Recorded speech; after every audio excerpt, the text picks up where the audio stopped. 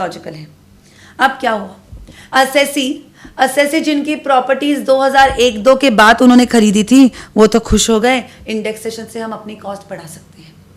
But उनका क्या, जिन्होंने प्रॉपर्टी 2001-2002 के पहले खरीदी थी, 2001-2002 के पहले खरीदी थी, मतलब अगर प्रॉपर्टी 1990 में भी खरीदी, सी हियर इन्होंने क्या बोला है कि base year index is 100, base year index is 100, मतलब इसके पहले listen to be very very very carefully my dear students, if property is acquired before 2001-2002, before 2001-2002 my dear students, then what will be the cost inflation index? The cost inflation index will be my dear students 100. Okay, तो मतलब क्या, 1990 में खरीदा तो भी 100 rupees का indexation.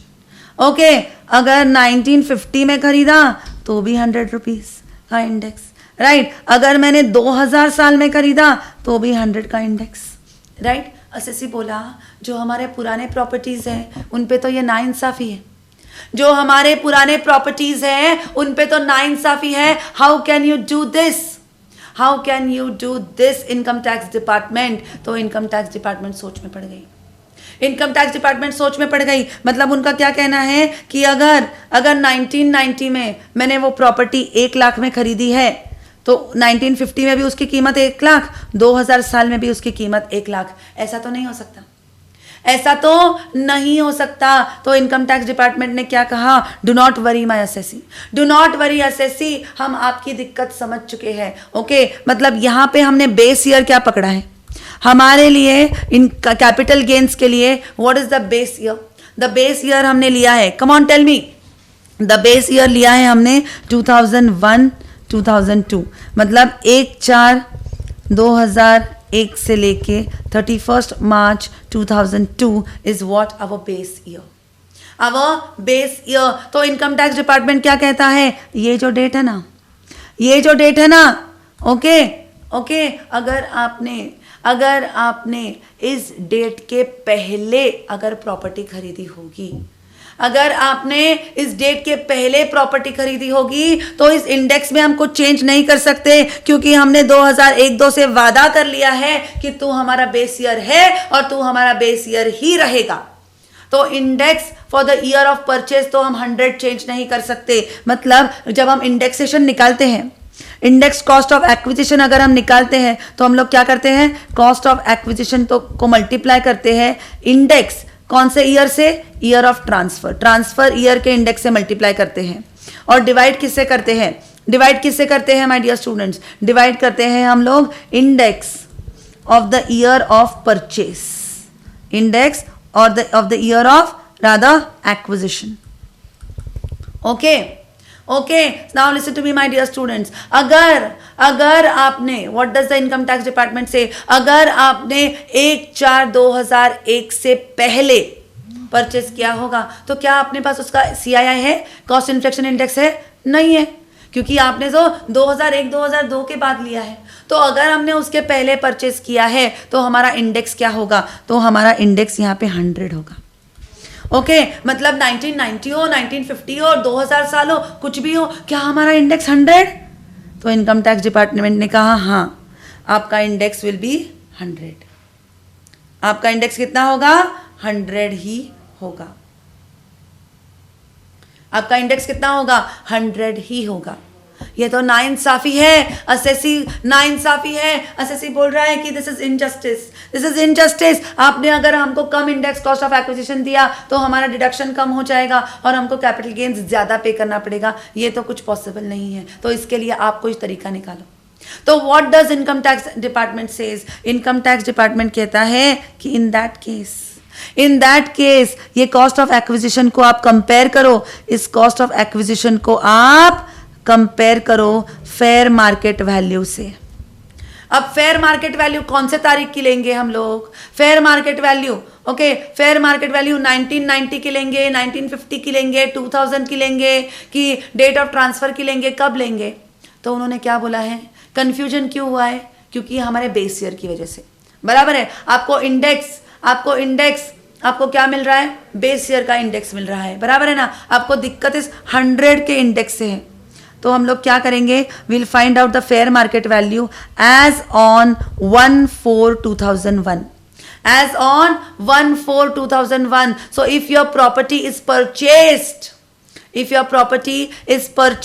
before 1/4/2001, अगर आपकी प्रॉपर्टी परचेस्ड होगी, अगर 1/4/2001 के पहले आपकी प्रॉपर्टी परचेज होगी, so in that case indexed cost of acquisition will B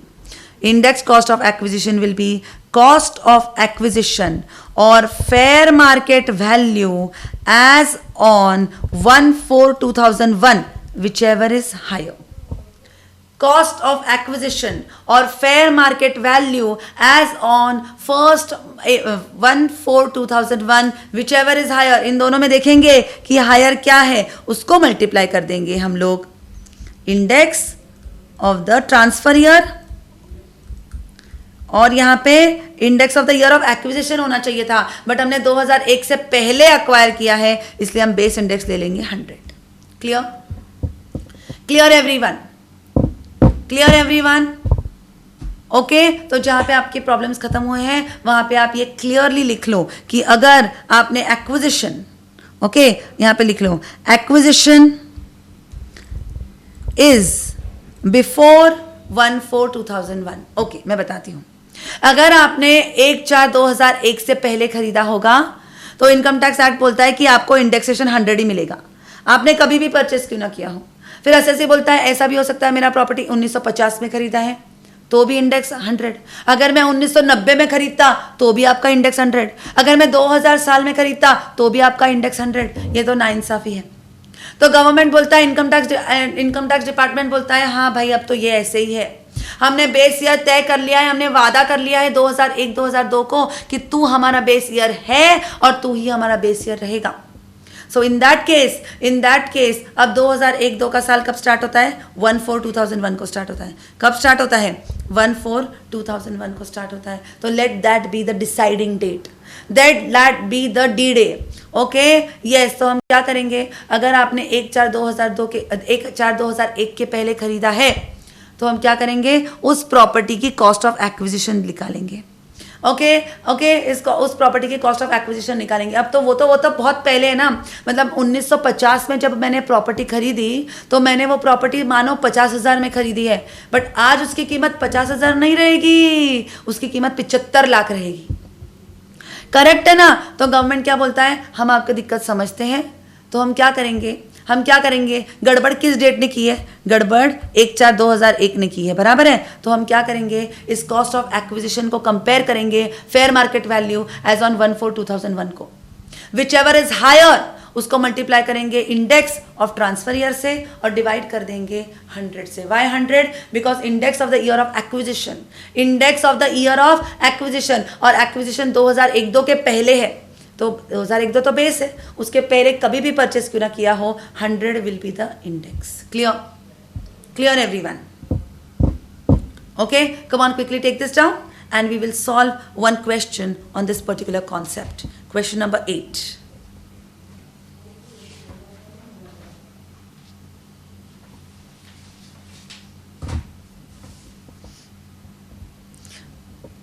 हाँ, इसके पहले कॉस्ट ऑफ इंप्रूवमेंट भी देखना पड़ेगा ना.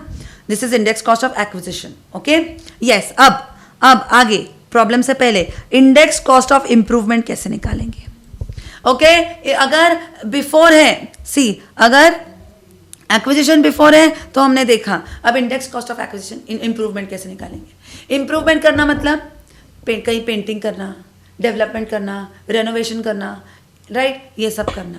Okay, so what does income tax act से. इनकम टैक्स एक्ट बोलता है कि अगर आपने इंप्रूवमेंट बिफोर 1/4/2001 की होगी. ओके, अब कॉस्ट की तो हम फेयर मार्केट वैल्यू निकाल सकते हैं, बराबर है ना. हम उधर we can find out the fair market value of cost, but we cannot find out the fair market value of improvement.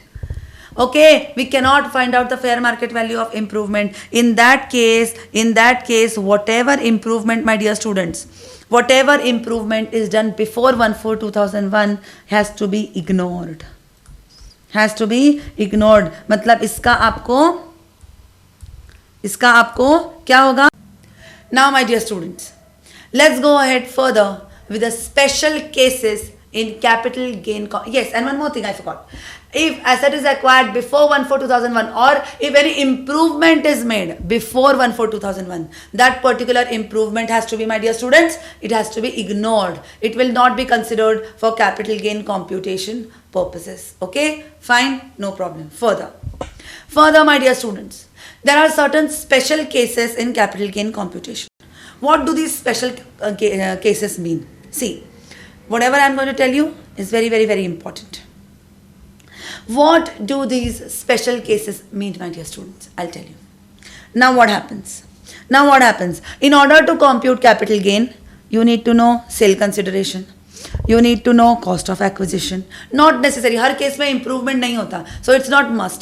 But sale consideration and cost of acquisition are two such components which are a must in order to calculate capital gains.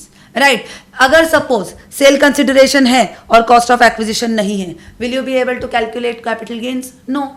Cell consideration में से क्या less करेंगे? अगर आपको cost of acquisition पता है, okay, और अगर आपको कॉस्ट ऑफ एक्विजिशन पता है और सेल कंसिडरेशन पता नहीं है, तो आप क्या कैपिटल गेन्स कंप्यूट कर सकते हो? क्या माय डियर स्टूडेंट्स? कर सकते हो क्या? No. So there are a certain special cases. इसका मतलब क्या है कि कई बार कुछ सिचुएशंस में हमको कंफ्यूजन हो सकता है कि सेल कंसिडरेशन कितना लेंगे या कॉस्ट ऑफ एक्विजिशन कितना लेंगे. Okay, so these special cases are there to remove all these confusions. There might be a few cases जिसमें सेल कंसिडरेशन पता नहीं है. Special cases help you with that. There might be a few cases जहाँ पे cost of acquisition पता नहीं है. These special cases will help you for that. So in short, these special cases का पढ़ाई हम क्यों करने वाले हैं? देखने के लिए कि जहाँ पे सेल कंसिडरेशन नहीं पता वहाँ पे सेल कंसिडरेशन कितना होगा, और जहाँ पे कॉस्ट ऑफ एक्विजिशन नहीं पता वहाँ पे कॉस्ट ऑफ एक्विजिशन कितना होगा. Okay. The first special case, my dear student. Very interesting. Very, very interesting, my dear students. The first special case. Transfer by way of modes under section 49(1). So what are the modes which are covered under section 49(1)? Suppose for example, see, first let me write here: gift, will, trust, okay, या in contemplation of death.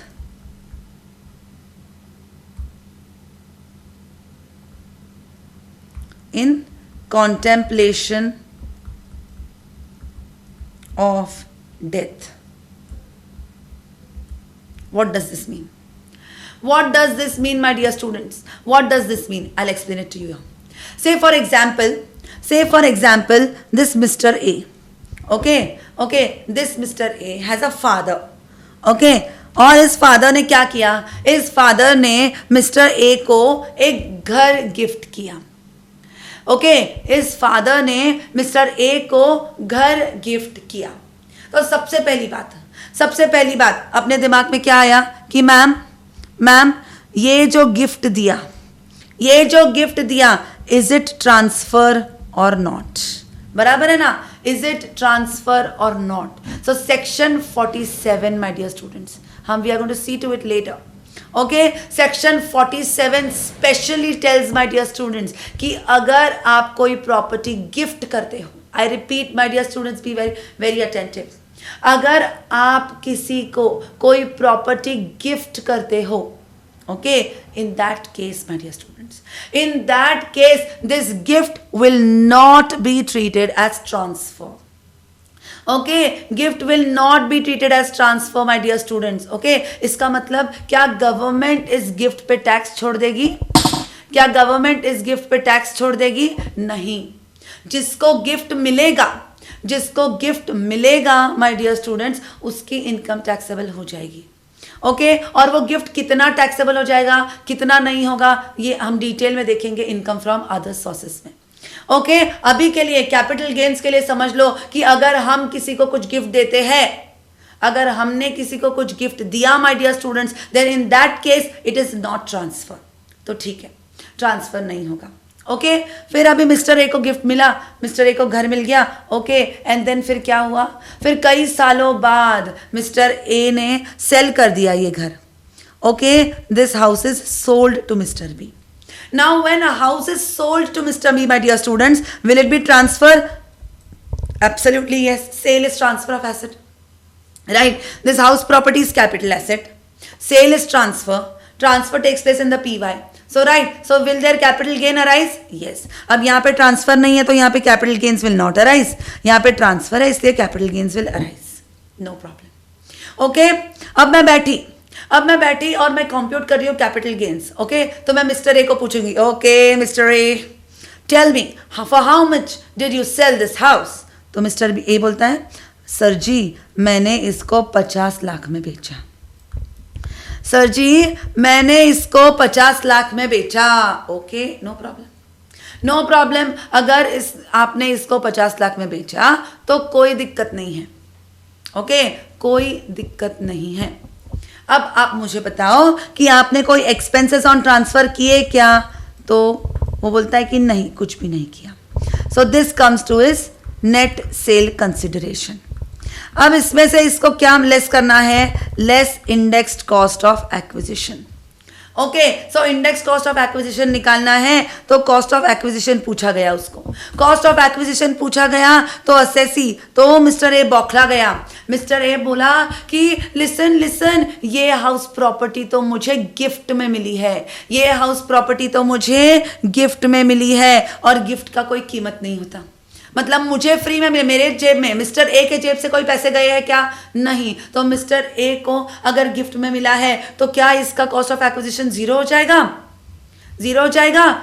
तो income tax act, income tax department सोच में पड़ गया। Income tax department सोच में पड़ गया। ये तो सही है, ओके ये तो सही है कि मिस्टर ए को चलो ये प्रॉपर्टी फ्री में मिली है, बट मिस्टर ए को गिफ्ट तो फादर ने दिया है ना। क्या फादर को ये फ्री में मिली है क्या? फादर ने तो जब खरीदा था तो क्या फादर ने पैसे देके हाउस प्रॉपर्टी खरीदा था? Absolutely yes my dear students. क्या फादर ने पैसे देके खरीदा था? Yes. So here in this case father is treated as previous owner and जो अभी का करंट ओनर है he is known as the assessee, क्योंकि एक्चुअली सेल किसने किया? असेसी ने किया। ओके बट प्रॉपर्टी को गिफ्ट मिला था तो जो ए के पहले प्रीवियस ओनर कौन थे? Father of A. Do you understand? Okay अब आगे जो मैं बोल रही हूँ my dear students, it is very very very important. Okay yes Karan, आप 2 सिस्टम से लॉग इन हुए हो आई थिंक। ओके यस अब बात आई कॉस्ट निकालने की। तो what does the income tax act से? नो प्रॉब्लम असेसी, अगर आपको ये पर्टिकुलर हाउस गिफ्ट में मिला है, आपने तो पैसे देके नहीं खरीदा, but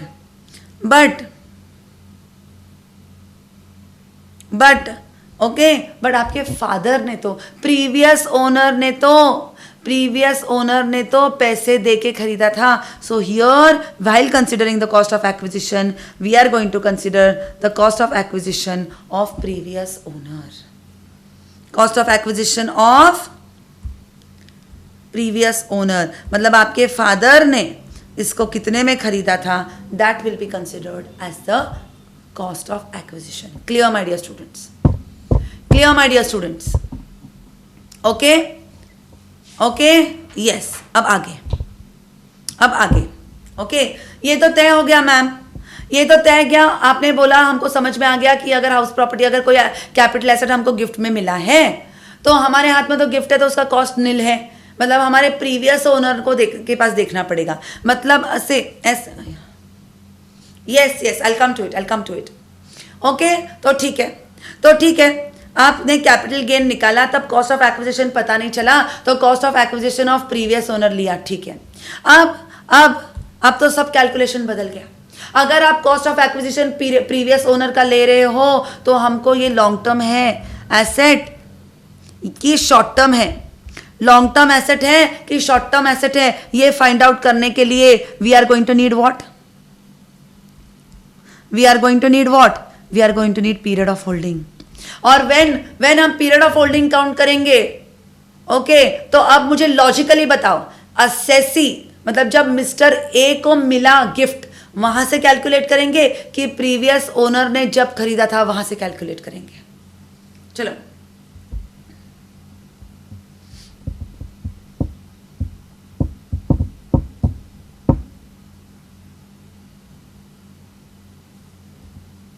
come on, no one. अब मुझे लॉजिकली बताओ, अब मुझे लॉजिकली बताओ बच्चों, आपने कॉस्ट लिया तब किसका लिया? प्रीवियस ओनर का लिया। तो सीधी सी बात है ना, पीरियड ऑफ होल्डिंग लोगे तो वो भी कहां से लोगे? प्रीवियस ओनर के पीरियड ऑफ होल्डिंग से लोगे। मतलब date of acquisition by previous owner to date of transfer by assessee, मतलब उसके पापा ने, उसके डैड के प्रीवियस ओनर से हम चालू करेंगे और मिस्टर ए ने कब बेचा वहां तक उसका पीरियड ऑफ होल्डिंग हो जाएगा। Do you understand? Do you understand? Okay, yes, cost of asset of previous owner लेंगे। अब आया इसमें एक twist my dear students, cost of asset of previous owner, ठीक है, ओके। अब ये जो कॉस्ट ऑफ एसेट है, कॉस्ट ऑफ एक्विजिशन है, सॉरी, ऑफ प्रीवियस ओनर है, हम इसको क्या कर देंगे? हम इसको multiplied by index of transfer year कर देंगे और divided by index of acquisition year. किसका एक्विजिशन ईयर?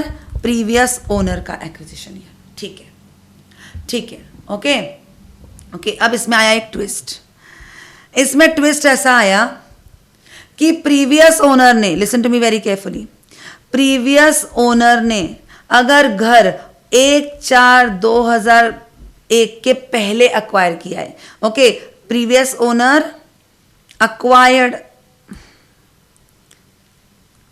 एक minute, previous owner acquired capital asset before 1/4/2001।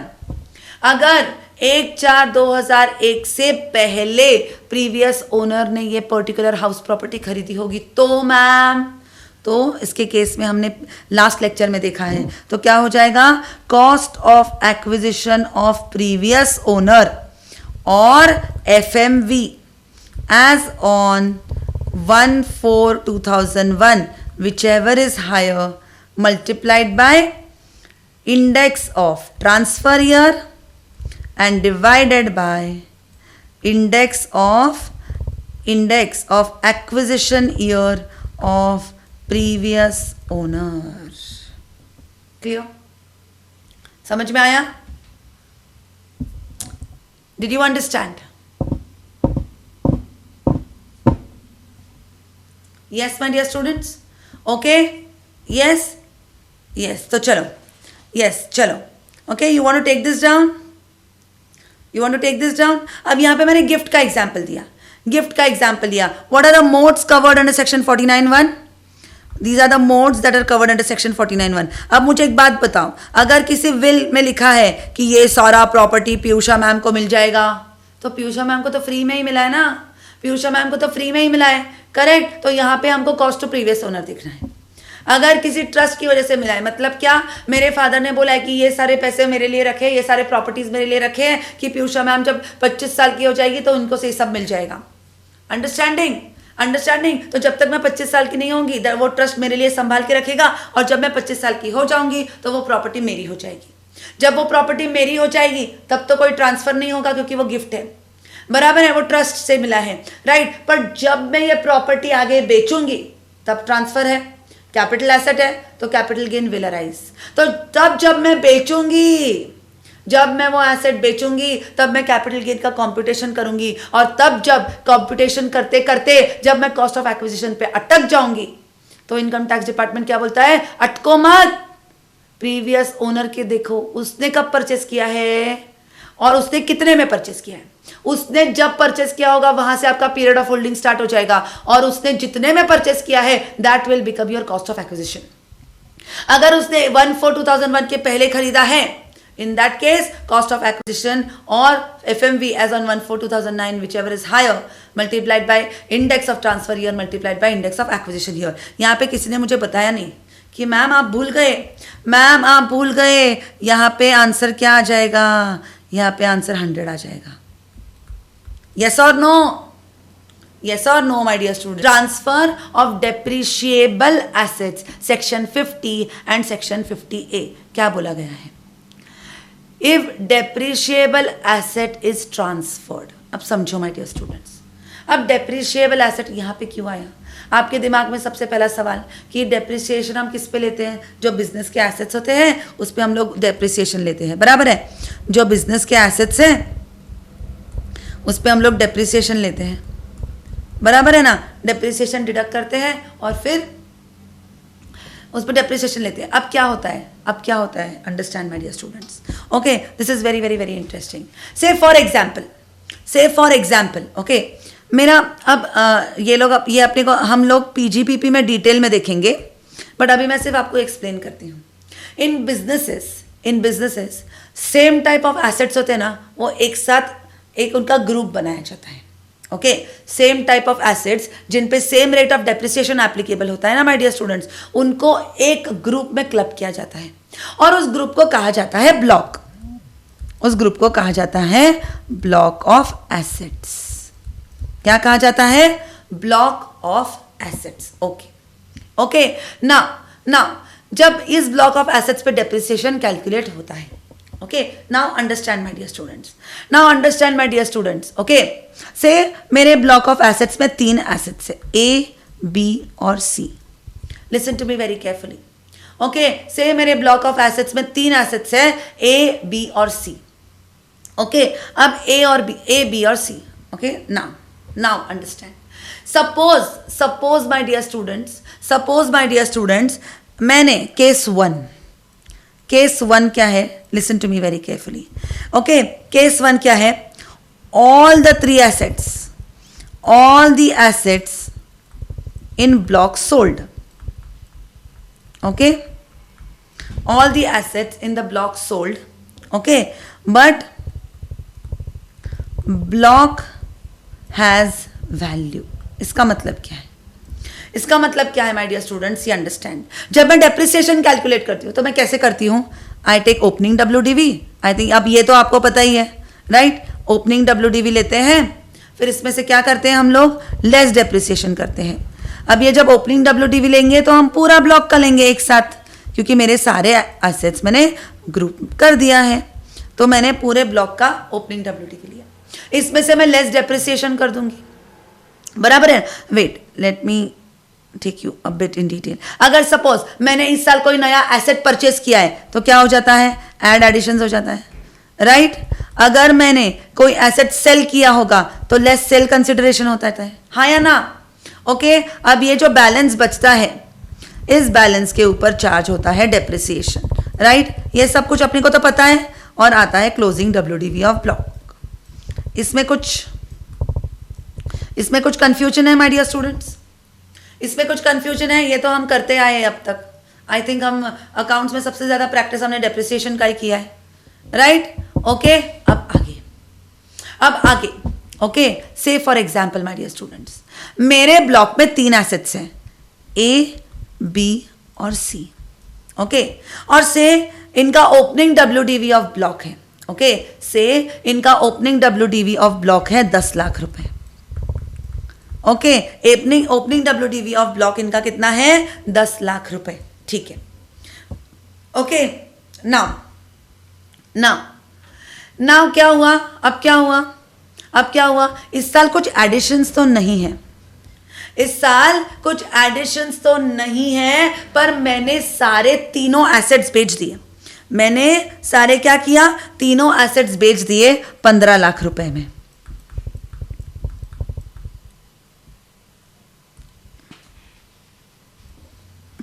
से मैंने बेच दिया 5 लाख रुपए में, लिखती हूं मैं क्योंकि डेप्रिशिएटेड रहेंगे ना। 5 लाख में बेच दिए तो वो लेस हो जाएगा, मैंने लेस कर दिया। ओके, लेस करने के बाद अमाउंट आया, लेस करने के बाद मैं अमाउंट आया। Now listen to me my dear students, now listen to me my dear students. अब ये यहाँ पे, अरे मैं लिख ही देती हूँ ना, अमाउंट लिख देती हूँ, मैंने एक्स क्यों लिखा। Okay, now listen to me my dear students. बहुत मजेदार चीज है, बहुत मजेदार चीज है। अगर हम प्रैक्टिकली देखते हैं तो मेरे ब्लॉक में तीनों एसेट्स थे और मैंने यहाँ पे तीनों एसेट्स बेच दिए हैं। दैट मीन्स फिजिकली मेरे ब्लॉक में एक भी एसेट नहीं है, फिजिकली मेरे ब्लॉक में एक भी एसेट नहीं है। फिर अगर मैंने, listen to me please focus, फिर अगर मैंने इस पे डेप्रिसिएशन कैलकुलेट किया, से ये मेरा ब्लॉक है ना, ये 15% का ब्लॉक है, 15% का ब्लॉक है। ओके, सो नाउ 5 लाख पे मैंने 15% का सपोज डेप्रिसिएशन लिया 75,000 का। ओके, तो क्या हो जाएगा, 75,000 में से मेरा पीजीपीपी का इनकम लेस हो जाएगा। एक्चुअली एसेट तो फिजिकल एग्जिस्टेंस में नहीं है। ओके, और ऊपर से आप डेप्रिसिएशन का बेनिफिट लोगे, उतना आपका प्रॉफिट्स कम हो जाएगा। और पीजीपीपी का इनकम तो 30% से टैक्स होता है, 30% से टैक्स हो जाता है, राइट। और आप क्या करोगे, उस लेसर अमाउंट पे टैक्स पे करोगे। अंडरस्टैंडिंग, ये तो साइंस, ये तो सरासर गलत चीज है, क्योंकि यहाँ पे कोई एसेट्स है ही नहीं ब्लॉक में, तो आप ये ले ही नहीं सकते, तो आप ये ले ही नहीं सकते। So in this case what is happening, no assets in block, no assets in block, but block has value. Okay, so ऐसे केस में डेप्रिसिएशन चार्ज नहीं होगा, क्योंकि यहां पे डेप्रिसिएशन चार्ज करना गलत हो जाएगा, रादर इस पे कैपिटल गेन्स चार्ज होगा। Do you understand my dear students? Okay, is it logical? Absolutely logical, absolutely logical. अब मैं दूसरा केस बताती हूँ। हाँ, do not write, I am going to give you time to write, please wait. Okay, अब मैं दूसरा केस लिखती हूँ। यहाँ पे सेम चीज, मेरे पास 3 एसेट्स हैं। ओके, इस 3 एसेट्स का ब्लॉक है। अब ब्लॉक है मतलब क्या, same rate of depreciation charge होगा, तभी तो हमने एक साथ ग्रुप किया है ना उनको एक ब्लॉक में। आगे इनका ओपनिंग WDV है 10 लाख रुपीज। हाँ, ओके, अब हम क्या करते हैं, डेप्रिसिएशन निकालते वक्त जो एडिशंस होते हैं वो क्या करते हैं, ऐड कर देते हैं। कुछ एडिशंस नहीं है मैम, कुछ एडिशंस नहीं है, पर हमने क्या किया, इन 3 एसेट्स में से ये जो एसेट है ना, ये एसेट हमने बेच दिया, ये एसेट हमने बेच दिया से 12 लाख रुपए में। ओके, ये एसेट हमने बेच दिया 12 लाख रुपए में। अब 12 लाख रुपए में अगर हमने एसेट बेचा है मैम, ओके, तो 2 लाख रुपए क्या हो गया, निगेटिव हो गया, राइट। 2 लाख रुपए क्या हो गया, this becomes negative value of our block. मतलब क्या, इस ब्लॉक में एसेट्स हैं पर इसका वैल्यू निगेटिव हो गया है।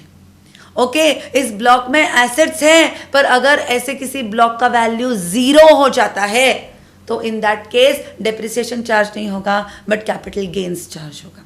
इसका मतलब क्या है, एसेट्स है और ब्लॉक का वैल्यू चला गया, एसेट्स नहीं है और फिर भी ब्लॉक का वैल्यू है। मतलब एसेट्स और ब्लॉक अगर मैच नहीं हो रहा, एसेट्स और ब्लॉक की वैल्यू अगर मैच नहीं हो रही तो डेप्रिसिएशन हाथ ऊपर कर लेगा, capital gain will walk in. Do you understand? So इस केस में क्या हुआ है, इस केस में क्या हुआ है,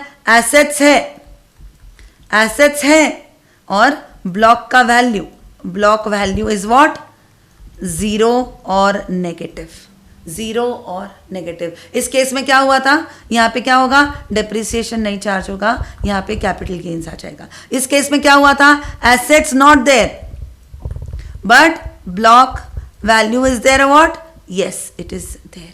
सो ऐसे 2 केसेस है in case of depreciable assets, जिन केसेस में क्या होता है, कैपिटल गेन्स कॉम्प्यूट होता है। कैपिटल गेन कैसे कॉम्प्यूट करना वो तो अगली बात है, पर पहले समझना जरूरी है कि डेप्रिशिएबल एसेट्स है तो जहां पे आप डेप्रिसिएशन चार्ज कर रहे हैं, ओके, उसमें कैपिटल गेन में वो टैक्सेबल कैसे हो जाएंगे।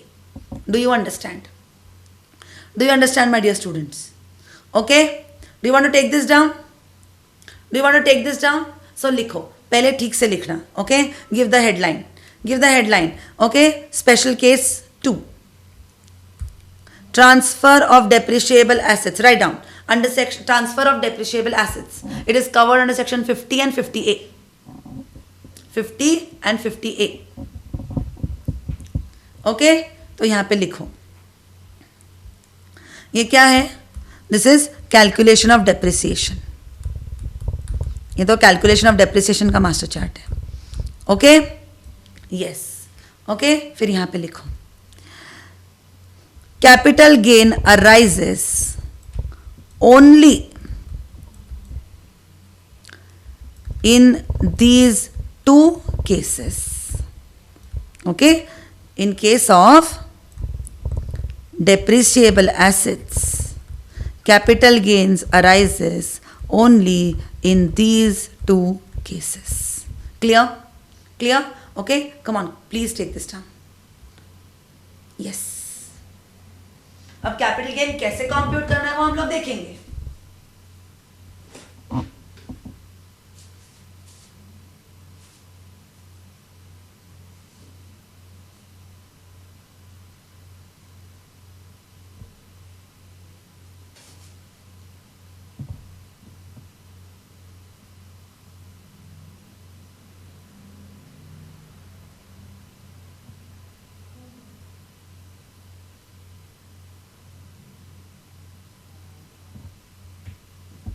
Done my dear students. थोड़ा सा स्पीड बढ़ाना क्योंकि मुझे और एक इससे रिलेटेड जो स्पेशल केस है वो मुझे कवर करना है. दोनों एक साथ करोगे तो आपको मजा आएगा.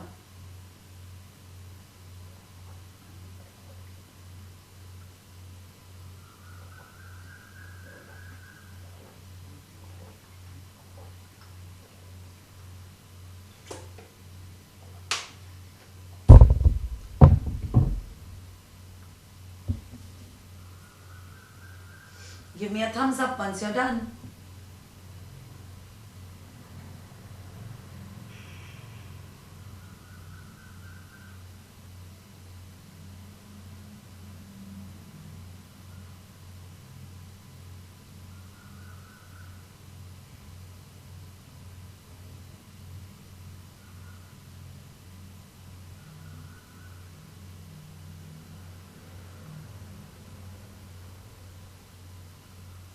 डन.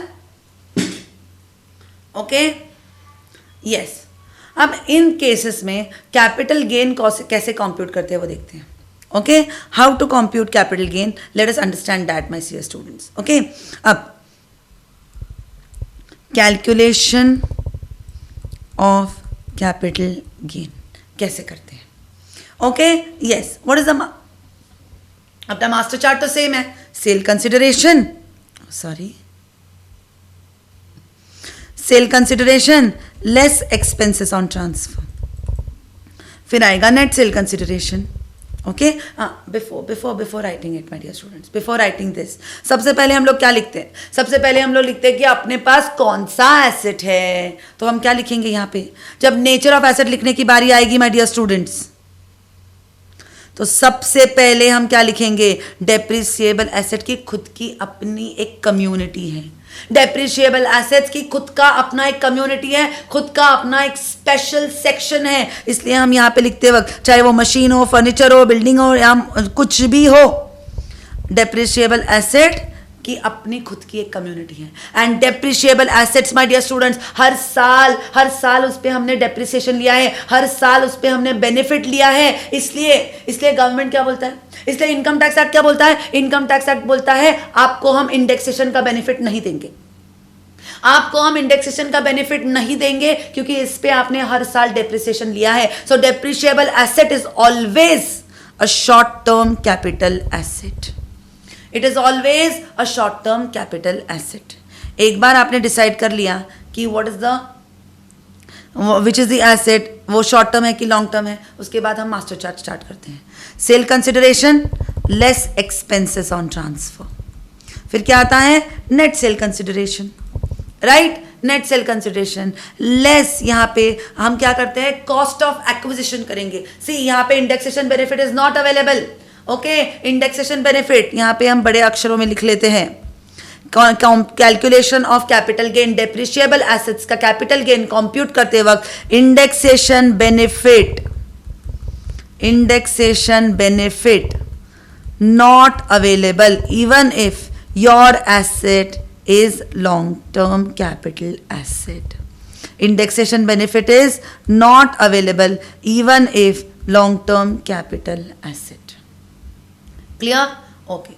तो नेट सेल कंसिडरेशन में से लेस क्या करेंगे? Cost of acquisition. Cost of acquisition यहाँ पे क्या है? यहाँ पे तो पूरे सिमिलर एसेट्स एक साथ कर दिए गए हैं. हर साल उसका डेप्रिसिएशन हमने लिया हुआ है. तो इनका क्या कहना है? What ever is the opening, what ever is what. तो यहाँ पे कंफ्यूजन हो गया. यहाँ पे कंफ्यूजन हो गया एसएससी को कि हम लोग क्या लेंगे कॉस्ट ऑफ एक्विजिशन. बराबर है, क्योंकि ये डेप्रिशिएटेड एसेट्स है. बराबर है, तो हम इसका हिस्टोरिकल कॉस्ट लेंगे कि हम लोग इसका डेप्रिशिएटेड डब्ल्यूडीवी का वैल्यू लेंगे. ओके, तो what does income tax act से? इनकम टैक्स एक्ट से जब भी आपको सेल कंसिडरेशन या कॉस्ट क्या होगा, इसमें कंफ्यूजन होगा, आप हमारे पास आओ. हम इनकम टैक्स डिपार्टमेंट के पास गए तो डिपार्टमेंट हमको क्या बोला? बहुत सिंपल है मैम, बहुत सिंपल है. यहाँ पे कॉस्ट ऑफ एक्विजिशन हम लोग क्या लेंगे? Opening WDV of block. वो तो आपको पता है, बिल्कुल पता है. Opening WDV of block less हो जाएगा in the capacity of cost of acquisition. Okay, अगर आपने कुछ एडिशंस किए हैं इस साल में, कुछ खर्चा किया है, तो वो भी हम आपको लेस करके दे देंगे. ओके, क्योंकि ओपनिंग ब्लॉक में नए एसेट्स थोड़ी ना होंगे ना, सिर्फ पुराने एसेट्स होंगे. इस साल जो मैंने एसेट खरीदा है वो तो मैं अलग से एडिशंस में दिखाती हूँ, तो वो भी लेस एडिशंस हो जाएगा. और जो आंसर आएगा will always be short term capital gain. Will always be short term capital gain. No problem, no problem. If this is short term capital gain, no problem, no problem, no problem. हम आगे क्या? अब आगे क्या? इन दो cases है ma'am, इन दो cases को आप सॉल्व करके दिखाओ, हम मान जाएंगे आपको. ओके, अब इस केस 1 में क्या हुआ है? 15% का ब्लॉक है, 3 एसेट्स है, A plus B plus C. Okay, 10 lakh का सेल ओपनिंग डब्ल्यूडीवी था. ओके, 5 लाख में हमने तीनों एसेट बेच दिए, फिर भी ब्लॉक का वैल्यू है. अब एसेट में, अब ब्लॉक में एसेट ही नहीं है, फिर भी उसकी वैल्यू है. मतलब ये सिर्फ बुक्स में इसकी वैल्यू है, फिजिकली उसकी कुछ वैल्यू नहीं है. तो जब ऐसे value of block and presence of assets match नहीं होते, उन दो केसेस में क्या आता है? कैपिटल गेन आ जाता है. ओके, तो हम कैपिटल गेन कंप्यूट करेंगे. हम कैपिटल गेन कंप्यूट करेंगे, तो यहाँ पे कैपिटल गेन लिया हमने. ओके, तो बोलो हमने कितने में, हमने ओपनिंग डब्ल्यूडीवी कितना लिया है? ओपनिंग डब्ल्यूडीवी हमने कितना लिया है? 10 लाख का, ये बेचा है. Okay, yes. अब यहाँ पे हमने सेल कंसिडरेशन लिया है, करेक्ट. ओके, सेल कंसिडरेशन लिया है. कितना लिया है सेल कंसिडरेशन इस केस में? 5 lakh, correct. 5 lakh. Okay, I am sorry, just 1 minute my dear students.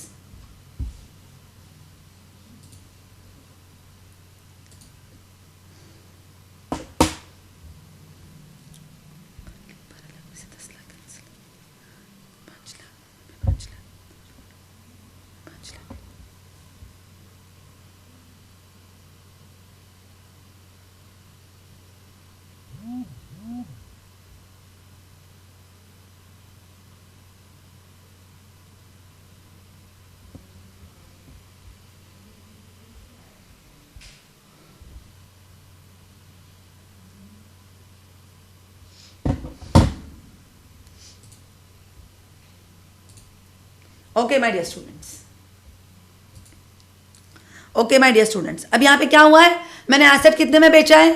Asset 5 lakh में बेचा है. केस 1 देखते हैं. हाँ, हमने एसेट कितने में बेचा है? 5 लाख में बेचा है. और ओपनिंग डब्ल्यूडीवी कितना था? 10 लाख. नया कुछ भी एडिशन नहीं है. तो चलो यहाँ पे हम लोग कैपिटल गेन कंप्यूट करेंगे इस पर्टिकुलर केस में.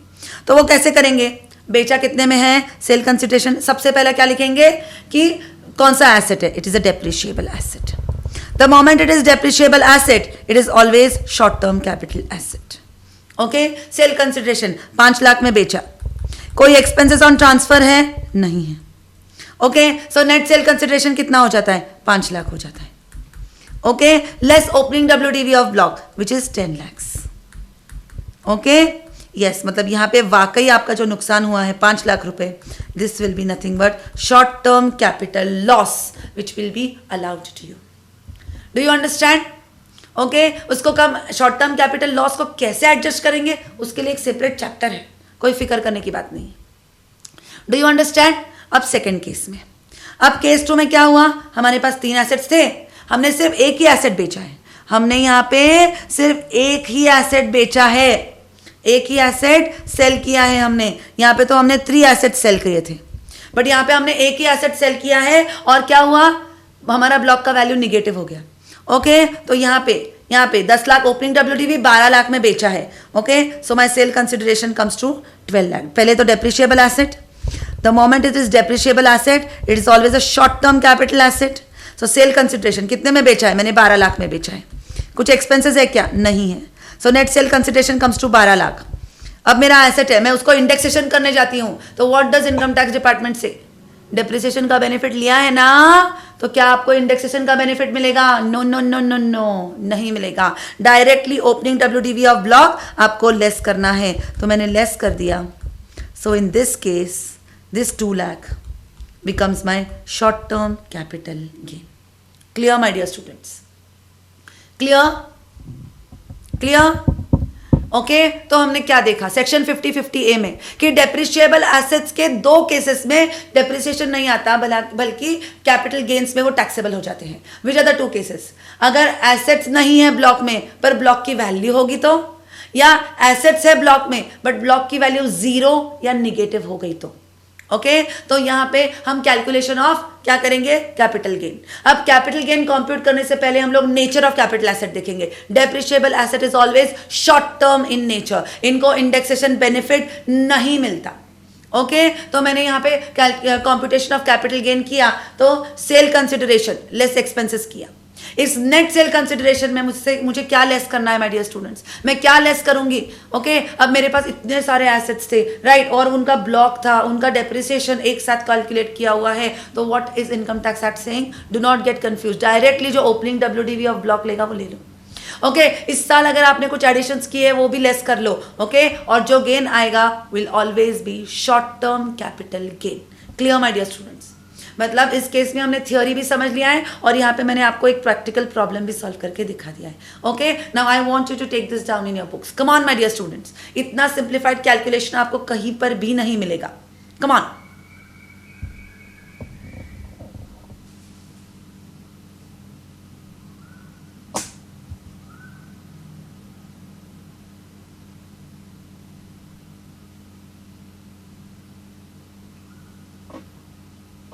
इंटरेस्टिंग है ना, सारे दिमाग के सारे पत्तियां जल जाती है, right?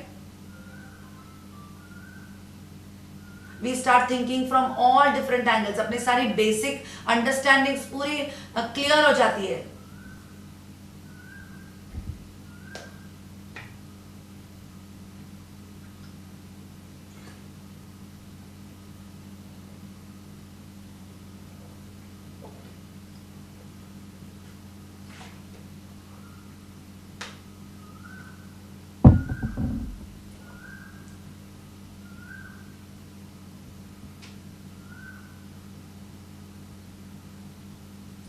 Done?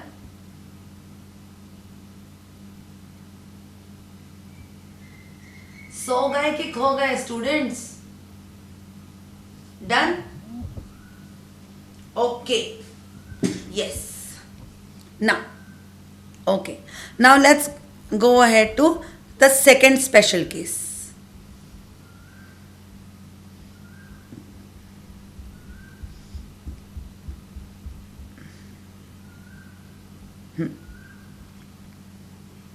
Insurance compensation received for damage or destruction of capital asset. मतलब क्या हुआ है, हमको क्या मिला है, इंश्योरेंस कॉम्पेंसेशन मिला है। Okay okay fine no problem. What does this mean my dear students? Yes yes अब इसका लॉजिक समझो, इसका लॉजिक समझो कि ये क्यों लिया गया, क्यों लिया गया। ओके सी, अगर कोई एसेट डैमेज होता है माय डियर स्टूडेंट्स, अगर कोई एसेट डैमेज होता है तो क्या टेल मी, तो क्या मेरा उसमें जो राइट होता है वो खत्म होता है? हाँ या ना, हाँ या ना? Extinguishment of right of asset अपने आप खत्म हो जाता है, होता है। Extinguishment of right of asset is it transfer my dear students? Is it transfer? Yes. So लोग क्या करने लगे? लोग आइडेंटिफाई करते थे अपने पास कौन से एसेट्स हैं. ओके और किन एसेट्स पुराने हो गए, किन की लाइफ खत्म होने में आई है. ओके उन एसेट्स को क्या कर देते थे? डिस्ट्रॉय कर देते थे. लिटरली जला देते थे, उसको डिस्ट्रॉय कर देते थे. Okay yes. सो इसमें क्या होता था? अगर उन्होंने जला लिया ओके तो क्या होता था? इंश्योरेंस का पैसा मिलता है, राइट. फिर आपको transfer, it is treated as transfer, मतलब वो क्या हो जाता है? फिर वो इनकम पीजीपीपी में नहीं जाता, फिर वो कैपिटल गेन्स में आ जाता है, राइट. यस और नो? तो यहाँ पे इनकम टैक्स डिपार्टमेंट, गवर्नमेंट को पता चलते ही वो सेक्शन 45(1)(a) लेके आए. सेक्शन 45(1)(a) लेके आए. Okay very very very interesting. Now understand my dear students. Okay अगर आपका कोई एसेट डिस्ट्रॉय हो गया है, अगर आपका कोई एसेट डिस्ट्रॉय हो गया है, अब ये destruction should be only for these 4 reasons. This destruction should be only due to these 4 reasons. First reason, flood, typhoon, hurricane, cyclone, earthquake or other convulsion of nature. Means can I say natural calamities? Okay मतलब अब अगर मैं decide कर दूं कि हाँ अभी बस क्या आना चाहिए? साइक्लोन आना चाहिए, तो क्या मैं जीनी हूं कि मेरे चुटकी बजाते ही साइक्लोन आ जाएगा? Absolutely no. This is not in the control of, this is what? This is not in the control of assessee. It is outside the control of assessee. फिर अगर ऐसे रीजन की वजह से आपका एसेट डिस्ट्रॉय होता है तो ठीक है, चलो assessee तुमको सलाम, कोई बात नहीं, इसको हम ट्रांसफर ट्रीट करेंगे, इस पे फिर आगे का कैलकुलेशन हो जाएगा. समझ में आया? ठीक है. अब आगे राइट और सिविल डिस्टर्बेंसेस, दंगे फसाद होना. ओके अब मैं चाहूं तो कोई दंगे तो नहीं करा सकती, राइट. ऐसे तो कुछ पॉसिबल नहीं है, correct. This is again outside the control of the assessee. आगे accidental fire or explosion. Understanding, see the words used are so beautiful. Accidental fire and explosion. अगर एक्सीडेंटली फायर आ रही है, अगर एक्सीडेंटली एक्सप्लोजन हो रहा है तो कोई प्रॉब्लम नहीं, हम आपको अपनी शरण में ले लेंगे, ऐसा बोलता है इनकम टैक्स डिपार्टमेंट. ओके या कोई वॉर हो जाए, again outside the control of the assessee, right. तो इन 4 रीजंस की वजह से अगर आपका कैपिटल डिस्ट्रॉय होता है, listen to me very carefully, in 4 reasons की वजह से आपका कैपिटल एसेट अगर डिस्ट्रॉय होता है और अगर इस डिस्ट्रक्शन की वजह से आपको इंश्योरेंस क्लेम मिलता है, आपको क्या मिलता है? इंश्योरेंस क्लेम मिलता है my dear students. Then in that case section 45(1)(a) के अंडर इसको ट्रांसफर माना जाएगा. ओके मतलब अगर listen to me very carefully, if at all insurance claim is not received, then it is not covered under this particular section. मतलब इसको transfer नहीं माना जाएगा और इस पे टैक्स भी नहीं आएगा, इस पे कैपिटल गेन्स भी नहीं आएगा. ओके अगर आपको इंश्योरेंस क्लेम मिलता है फॉर डिस्ट्रक्शन, फिर ही हम सेक्शन 45(1)(a) के अंडर आपको घसीट के लेके जाएंगे. Which are the 4 reasons? First, natural calamities. Second, riots. Third, accidental fire. And fourth is war. अगर इन 4 रीजंस की वजह से आपका कैपिटल एसेट डिस्ट्रॉय होता है और आपको अगर इस पे इंश्योरेंस क्लेम मिलता है तो सेक्शन 45(1)(a) के अंडर हम इसको आपको लेके जाएंगे. अगर आपको इंश्योरेंस क्लेम नहीं मिला तो it is not transfer and capital gains will not arise. यहां पर किसी को कोई डाउट? यहां तक किसी को कोई डाउट नहीं. ओके अब अज्यूम करो my dear students, in 4 reasons की वजह से एसेट डिस्ट्रॉय हो गई. इन 4 रीजंस की वजह से एसेट डिस्ट्रॉय हो गई और इंश्योरेंस क्लेम मिला है तो गवर्नमेंट बड़े ही तैयारी के साथ सूट बूट पहन के इनकम टैक्स डिपार्टमेंट आ गया. दो दो हमको टैक्स दो, हमको टैक्स दो। ओके, कैपिटल गेन कंप्यूट करो और हमको हमारा टैक्स दो। ओके ओके, तो सबसे पहले हमको क्या करना पड़ेगा, इस पे कैपिटल गेन कंप्यूट करना पड़ेगा। While computing capital gain my dear students, while computing gain my dear students, okay, सबसे पहले हमको nature of asset find out करना पड़ेगा। अब अगर मैं एक फैक्ट्री की बात करती हूं तो वहां पे कुछ डेप्रिशिएबल एसेट्स भी होते हैं, कुछ नॉन डेप्रिशिएबल एसेट्स भी होते हैं। So first I have to identify, okay, जो एसेट डिस्ट्रॉय हुआ है, wait, I'll write here, asset destroyed, okay, asset, capital asset जो destroy हुआ है, I have to check that this asset is first a depreciable asset or a non-depreciable asset, no problem।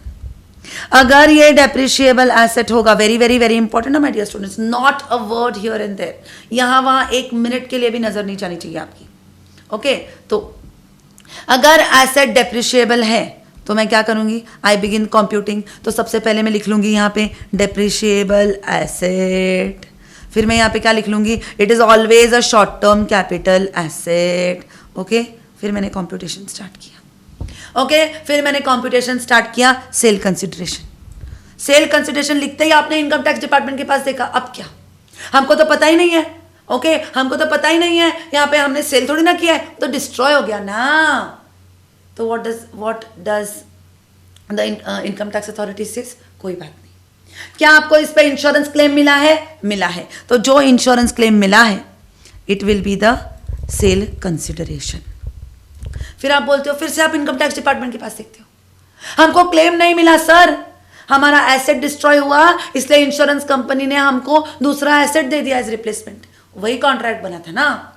तो income tax department चाहता है, कोई बात नहीं, कोई बात नहीं। क्या ऐसा एसेट मार्केट में मिलता है? मिलता है। उसका फेयर मार्केट वैल्यू क्या है, वो आपका सेल कंसिडरेशन हम मानेंगे। और fair market value of asset received, समझ में आया है? समझ में आ रहा है क्या? ओके, यस, लेस एक्सपेंसेस कुछ होंगे तो ओके, फिर क्या आ जाएगा, net sale consideration. Okay, less, यहाँ पे इंडेक्सेशन का तो कुछ प्रॉब्लम है ही नहीं क्योंकि ये शॉर्ट टर्म कैपिटल एसेट है, और इसमें लेस हो जाएगा, क्या लेस हो जाएगा, ओपनिंग WDV, बराबर है, वो लेस हो जाएगा। ओके, एंड देन इसमें से क्या लेस हो जाएगा, लाइक दिस। ओके, फिर इसमें से क्या लेस हो जाएगा, और कोई एडिशंस होंगे तो वो भी लेस हो जाएंगे।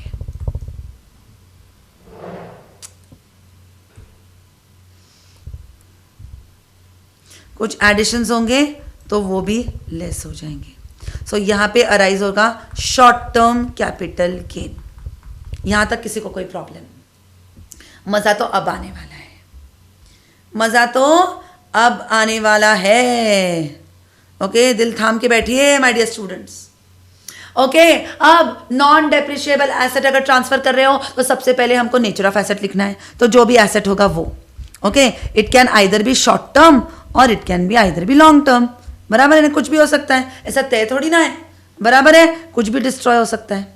ओके, यस, अब आगे जब कैपिटल गेन कंप्यूट करेंगे तो सेल कंसिडरेशन पूछेंगे। सेल कंसिडरेशन क्या आएगा पता नहीं, तो what does income tax department से, insurance claim you have received, और अगर एसेट मिला होगा तो FMV ऑफ एसेट रिसीव्ड। इसमें से लेस क्या हो जाएगा, लेस हो जाएगा expenses on transfer. Okay, then आ जाएगा net sale consideration.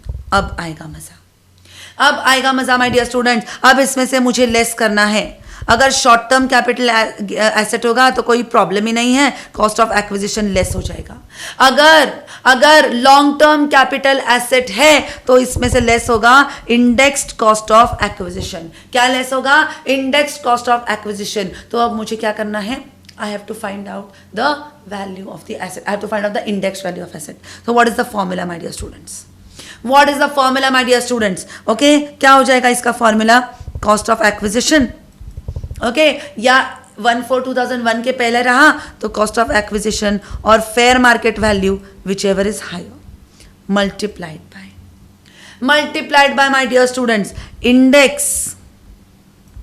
Index of transfer year. तो my dear students be very careful and listen to me very carefully. अब यहां पे आपके दिमाग में सवाल आया कि मैम इनकम टैक्स डिपार्टमेंट, यहां पे हम लोग इंडेक्स लेंगे ट्रांसफर ईयर का, तो अब हम ट्रांसफर ईयर कब मानेंगे? क्योंकि डिस्ट्रक्शन ऑफ एसेट हुआ है से 2004 में और हमको इसका इंश्योरेंस का पैसा मिला है 2006 में। So what does income tax department से? इनकम टैक्स डिपार्टमेंट बोलता है रुक, कैपिटल गेन का चार्जिंग सेक्शन क्या है? सेक्शन 45। सेक्शन 45 के 4 कंडीशंस क्या है? कैपिटल एसेट होना चाहिए, है, ट्रांसफर होना चाहिए, हुआ है, third transfer, okay, it will be what? Capital gains will be taxable in the year of transfer। अब मुझे बता ट्रांसफर कब हुआ है? डिस्ट्रक्शन होने के बाद ट्रांसफर हुआ है कि कैपिटल की इंश्योरेंस का पैसा मिलने के बाद ट्रांसफर हुआ है? तो एसएससी बोलता है सही बोल रहे हो आप, सही बोल रहे हो। जब एसेट वो 4 रीजंस की वजह से डिस्ट्रॉय हुई ना, तब वो ट्रांसफर हुआ। करेक्ट। सो हियर इंडेक्स जब हम लेंगे तो कौन से साल का लेंगे माय डियर स्टूडेंट्स? इंडेक्स हम लेंगे डिस्ट्रक्शन ईयर का। Okay, destruction year, the year in which asset is destroyed will be considered as the year of transfer. Okay, divided by index of acquisition year, या 1/4/2001 के पहला रहेगा तो और 100 as the case में भी, वो प्रॉब्लम टू प्रॉब्लम डिफर करेगा, राइट? Okay, yes. अब आगे सपोज हमने कुछ इंप्रूवमेंट किया होगा एसेट का। अगर शॉर्ट टर्म एसेट है तो कॉस्ट ऑफ इंप्रूवमेंट, अगर लॉन्ग टर्म है तो index cost of improvement. Index cost of improvement निकालते वक्त भी my dear students formula will be COI into index of which year? जिस ईयर ट्रांसफर हुआ है। ट्रांसफर कब हुआ है माय डियर स्टूडेंट्स? ट्रांसफर तब हुआ है जब उन 4 रीजंस की वजह से मेरा एसेट डिस्ट्रॉय हुआ है। ओके, फिर आपके मन में सवाल आया, मैम आपने यहां पे क्या लिखवाया है? आप देखो जरा, आपने यहां पे हमसे क्या लिखवाया है? Plus insurance claim. ओके, मतलब क्या? अगर आपके इस 4 रीजंस की वजह से एसेट डिस्ट्रॉय हुआ है और आपको इंश्योरेंस क्लेम मिला है तो आपका क्या होगा? Transfer will be liable to capital gains. पर ट्रांसफर कब डिसाइड हो जाएगा? ये ट्रांसफर है, ये कब डिसाइड हो जाएगा? इस स्टेज पे। Okay, so here it will be treated as transfer. It will be treated as transfer. Okay, और इंश्योरेंस क्लेम अगर मिला होगा तो क्या हो जाएगा? वो ट्रांसफर टैक्सेबल हो जाएगा और आपको कैपिटल गेन पे करना पड़ेगा। ओके, अगर आपको इंश्योरेंस क्लेम नहीं मिला तो वहां पे क्या हो जाएगा? कैपिटल गेन्स आपको उस पर कैपिटल गेन कॉम्प्यूट नहीं होगा और टैक्स पे करने की जरूरत नहीं पड़ेगी। Do you understand? तो यहाँ पे cost of improvement into index of which year? Index of destruction year. Okay, divided by index of acquisition year, या अगर 1/4/2000 पहले की अक्वायर किया है तो 100। Okay, yes. और फिर क्या आ जाएगा? अगर short term capital gain asset रहा तो शॉर्ट टर्म कैपिटल गेन, अगर लॉन्ग टर्म कैपिटल एसेट रहा तो long term capital gain. Clear my dear? Government के पास देखता है, इनकम टैक्स डिपार्टमेंट के पास खुन्नस से देख रहा है और बोल रहा है एक तो हमारा एसेट डिस्ट्रॉय हुआ है और आप खुश हो रहे हो। Okay, see listen to me very carefully. अगर मेरा एसेट डिस्ट्रॉय हुआ से कौन से साल में? 2004 साल में। 2004 साल में मेरा एसेट डिस्ट्रॉय हुआ। ओके, तो मैंने क्या किया? इंश्योरेंस क्लेम के लिए अप्लाई किया, इंश्योरेंस क्लेम ने अप्रूव कर दिया। अप्रूव करने के बाद मुझे इंश्योरेंस क्लेम 2006 में मिला। ओके, बट टैक्स डिपार्टमेंट ने क्या किया? टैक्स डिपार्टमेंट मेरे पास 2004 में आए और उन्होंने बोला क्या आपके पास इंश्योरेंस पॉलिसी है?